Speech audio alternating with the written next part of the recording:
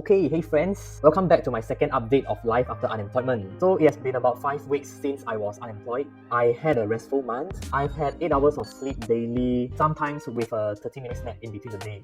I've had a few opportunities to catch up with friends and families, and there was a day I just decided to go back to Sunday College to pop by the office to give my teacher a surprise visit. I'm glad that she was available, she was free, I had a great time catching up with her, and so did she. In the month of April, I've learned to take videos and edit videos, including this whole series of unemployment, and to keep myself to a healthy routine, I've been working out every 2 to 3 days, and practicing meditation 20 minutes every few days, which ended up in the 30-minute nap that I just mentioned just now. Other than that, I've practiced some motor skills like petting the cat and also training the brain like reading as well as playing the mahjong.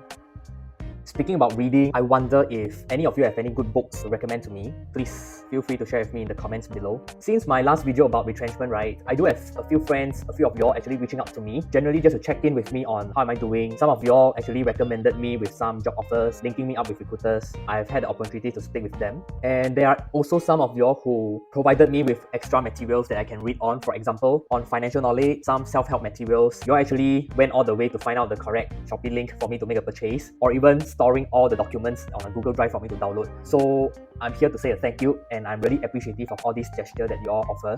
It is very warm and comforting to know that people care and people try to help. So even if I have nothing to do for my upcoming time, I know that I have a fallback plan definitely.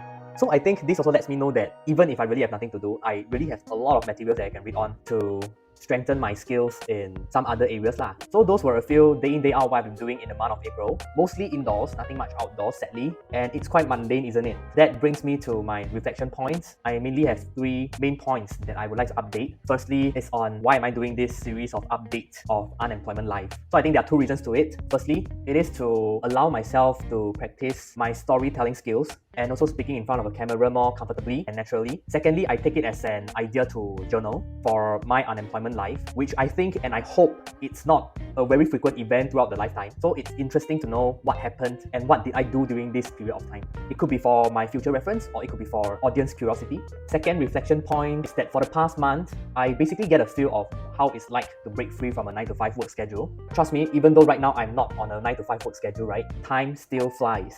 I'm guilty of this, but we usually use the excuse of being bounded by a 9 to 5 as an excuse conveniently, and we tend to put off a lot of plans or a lot of stuff that we thought we want to do if we are not bound by a 9 to 5. But now that I'm here, I still didn't do so much on what I thought I would be doing if I'm not bounded by this 9 to 5. I am curious to know from the audience as well, what are the things that you want to do if you are not bound by a 9 to 5? Thirdly, I think this is an interesting one. From my experience in April, right, I actually consumed a lot of content, but produced only a little. So produce in this sense doesn't just mean content creation lah. It can be anything that you want to do, like your output.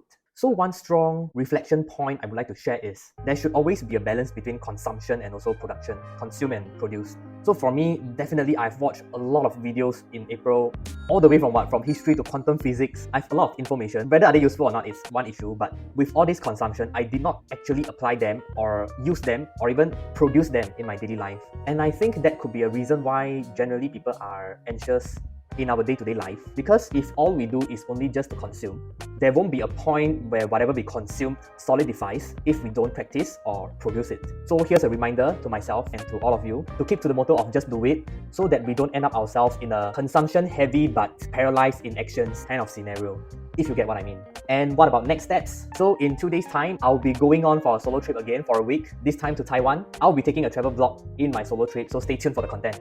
Then, for the remaining days in May, I will still probably be in Malaysia until about 29th of May, where I'll head back to Singapore for the month of June, because I've signed myself up for a few voluntary activities. They are something that I never do before, but I was recommended by a friend to try it out. Off I go for a new experience in June.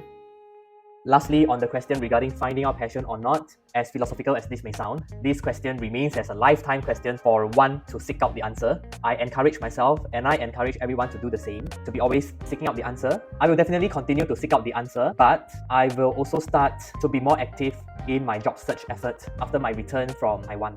So long story short, it means continue to find your passion, but don't stop in your actions in job searching. So that concludes my second update of life after unemployment. Here's the backpack that I'll carry with me for my trip in Taiwan, and I'll see you after my trip. Have a good day, bye!